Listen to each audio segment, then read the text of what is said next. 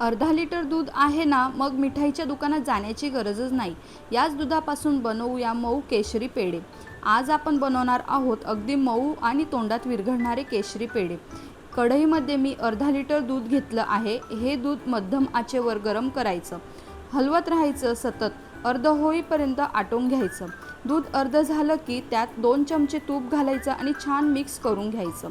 आता यात अर्धा कप मिल्क पावडर घालायची. मिल्क पावडर घातल्यावर लगेच व्यवस्थित मिक्स करा, म्हणजे अजिबात गुठळ्या पडणार नाही. मिश्रण हळूहळू घट्ट व्हायला लागलं की आता त्यात केशर घातलेलं दूध आणि विलायची पावडर टाकून छान मिक्स करून घेऊया.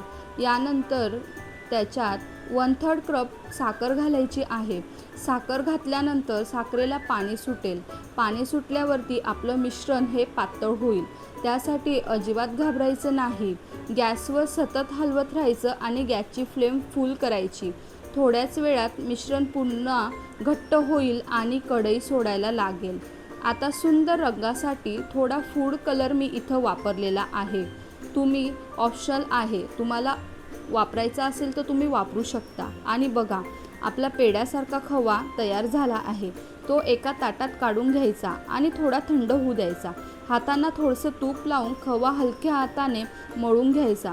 आता छोटे छोटे गोळे करून पेढ्यांचा आकार द्यायचा आणि झाले आपले घरच्या घरी मऊ सुंदर केशर पेढे.